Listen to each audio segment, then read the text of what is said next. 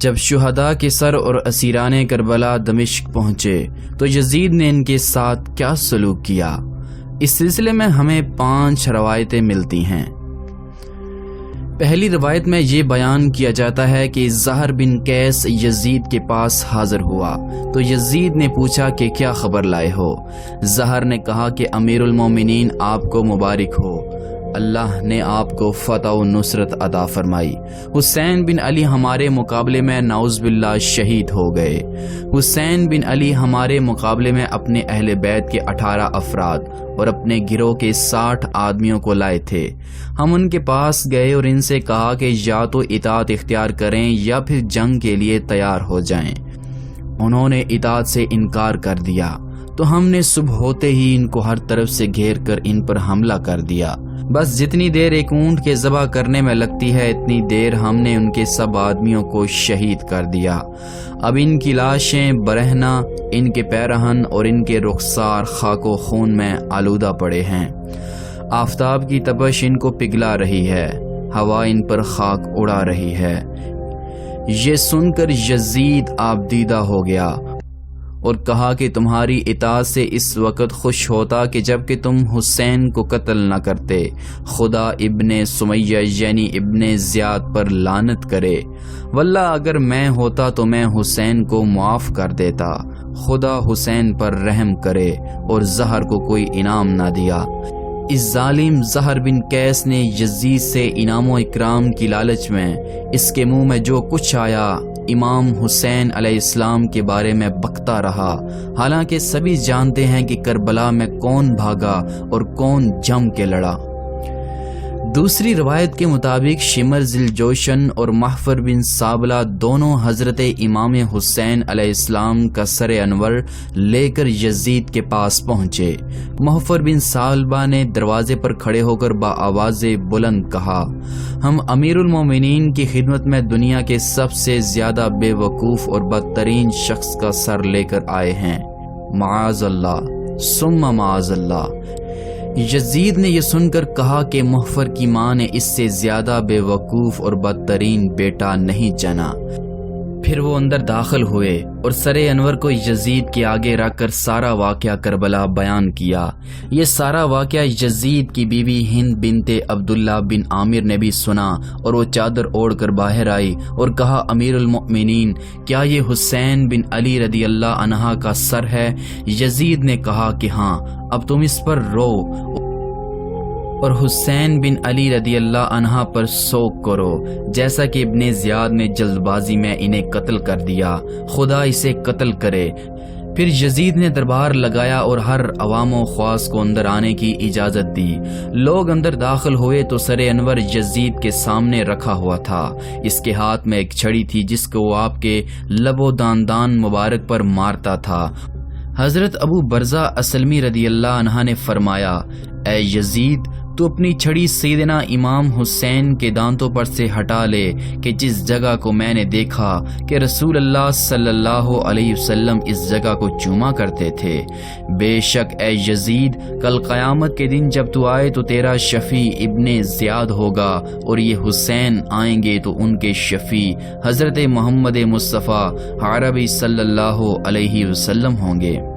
یہ کہہ کر وہ وہاں سے چلے گئے۔ یزید نے امام علی مقام امام حسین کے سر انور سے مخاطب ہو کر کہا، اے حسین، خدا کی قسم اگر میں تمہارے ساتھ ہوتا تو تمہیں ہرگز قتل نہ کرتا۔ جبکہ تیسری روایت کے مطابق جب سر انور امام حسین علیہ السلام یزید کے پاس لا کر اس کے سامنے رکھا گیا تو وہ خوش ہوا اور اس نے اہل شام کو جمع کیا۔ اس کے ہاتھ میں ایک چھڑی تھی اور وہ یہ اشعار پڑھتا تھا، اے کاش آج میرے بزرگ جو غزوہ بدر میں مارے گئے تھے زندہ و موجود ہوتے تو دیکھتے کہ بے شک میں نے ان سے 2 گنا زیادہ ان کے دشمنوں کو قتل کر کے بدلہ لیا۔ جبکہ چوتھی روایت کے مطابق جب یزید کے سامنے حضرت امام حسین رضی اللہ عنہ اور ان کے اہل بیت و انصار کے سر رکھے گئے تو اس وقت مروان کا بھائی یحییٰ بن حکم یزید کے پاس موجود تھا۔ پھر یزید کے سامنے امام علی مقام امام زین العابدین اور دوسرے اہل بیت کو اسیری کی حالت میں پیش کیا گیا۔ بی بی فاطمہ بنت حسین نے، جو کہ حضرت سکینہ سے بڑی تھیں، کہا اے یزید، کیا رسول اللہ کی بیٹیاں قیدی ہیں؟ امام زین العابدین رضی اللہ عنہ نے فرمایا، اگر رسول خدا ہمیں زنجیروں میں جھگڑا دیکھتے تو ضرور ہماری ہتھکڑیوں اور بیڑیوں کو کھول دیتے۔ یزید نے کہا، تم سچ کہتے ہو، اور حکم دیا کہ ان کی زنجیریں کھول دو۔ پھر یزید نے حضرت زین العابدین کو مخاطب کر کے کہا، تمہارے باپ نے مجھ سے قطع رحم کیا، میرے حق کو نہ جانا اور میری سلطنت میں مجھ سے جھگڑا کیا، پھر اللہ نے جو کچھ ان کے ساتھ کیا وہ تم نے دیکھ لیا ہے۔ حضرت زین العابدین رضی اللہ عنہ نے اس کے جواب میں یہ آیت پڑھی، جو کوئی بھی مصیبت روئے زمین پر اور خود تم پر نازل ہوتی ہے وہ اس نوشتہ میں لکھی ہوئی ہوتی ہے جو پیدائش عالم سے پہلے ہم نے لکھ رکھا ہے۔ یزید نے اپنے بیٹے خالد سے کہا کہ اس کا جواب دو، لیکن اس کی سمجھ میں جواب نہ آیا۔ 5ویں روایت کے مطابق جب حضرت امام حسین رضی اللہ عنہ کا سر انور یزید کے پاس پہنچا تو وہ خوش ہوا اور اس کے نزدیک ابن زیاد کی قدر و منزلت بڑھ گئی۔ سو اس نے اسے انعام و اکرام سے نوازا، مگر تھوڑے ہی عرصے کے بعد وہ نادم ہوا، کیونکہ اس کو معلوم ہو چکا تھا کہ لوگوں کے دلوں میں میرا بغض اور عداوت پیدا ہو چکی ہے اور لوگ مجھ پر لعنت کرتے ہیں۔ پھر وہ ابن زیاد کو گالیاں دینے لگا کہ خدا کی مار ہو ابن مرجانہ پر کہ اس نے حسین علیہ السلام کو شہید کیا اور مسلمانوں کے دلوں میں میرے بغض و عداوت کا بیج بویا، اور ہر نیک و بد آدمی حسین کے قتل کی وجہ سے میرا دشمن ہو چکا ہے۔ خدا ابن زیاد پر لعنت کرے اور اس پر اپنا غیظ و غضب نازل کرے۔ جب ابن زیاد نے حضرت حسین کو بما ان کے رفقا کے شہید کیا تو ان کے سروں کو یزید کے پاس بھیجا، تو یزید امام کے قتل سے اولاً تو خوش ہوا اور اس کی وجہ سے ابن زیاد کی قدر و منزلت اس کے نزدیک زیادہ ہو گئی، مگر وہ اسی خوشی پر زیادہ دیر تک قائم نہ رہا، حتیٰ کہ پھر وہ نادم ہوا۔ بے شک یزید نے ابن زیاد پر اس کے فعل کی وجہ سے تو لعنت نہ کی، اس کو برا بلا بھی کہا، اس وجہ سے کہ آئندہ جب حقیقت ظاہر ہو چکی تھی اور بات کھلے گی تو پھر کیا ہوگا، لیکن نہ تو اس نے ابن زیاد کو اس ناپاک حرکت پر معزول کیا اور نہ ہی بعد میں اسے کچھ کہا، اور نہ ہی کسی کو بھیج کر اس کا یہ شرمناک عیب اس کو جتایا، یعنی اسے کوئی ملامت کی ہو۔ ان تمام روایات میں غور و فکر کرنے کے بعد جو نتیجہ سامنے آتا ہے وہ یہ ہے کہ بلا شبہ یزید نے ابن زیاد پر لعنت اور اظہار افسوس بھی کیا، لیکن اس وجہ سے نہیں کہ اس کے نزدیک قتل امام حسین علیہ السلام ناجائز اور بہت بڑا ظلم تھا، ورنہ اس پر لازم تھا کہ وہ ابن زیاد اور قاتلان حسین سے مواخذہ کرتا اور ان کو اس ظلم کی سزا دیتا، جبکہ اس نے ابن زیاد کو انعام و اکرام سے نوازا۔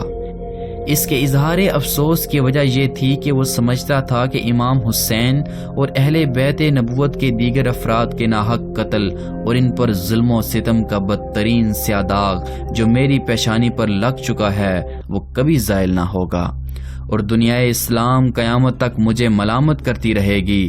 چنانچہ اس نے اپنی رسوائی کے خطرات کے پیش نظر صرف زبانی لعن و طعن کی اور ندامت و افسوس کا اظہار بھی کیا، جس کو رسمی یا سیاسی لعنت و طعن کہنا چاہیے۔ جبکہ ہم اپنی گزشتہ ویڈیوز میں یہ کہہ چکے ہیں کہ خود ابن زیاد نے اس بات کا اقرار کیا کہ مجھے یزید نے سیدنا امام حسین رضی اللہ عنہ کا قتل کا حکم دیا، جبکہ ان مذکورہ روایات میں امام زین العابدین اور سیدنا زینب کے ساتھ اس کی گفتگو سختی، بد زبانی اور دوسری اور تیسری روایت میں اس کے اشعار اس کی قلبی عداوت و کیفیت اور بغض پر گواہ ہے، اور واقعہ کربلا یزید کی منشا اور اس کے حکم سے ہوا۔ نیز شہادت امام حسین رضی اللہ عنہ کے بعد مدینہ و منورہ اور مکہ معظمہ پر اس کی فوج کا حملہ اس کی خباثت کو بے نقاب کر دیتا ہے۔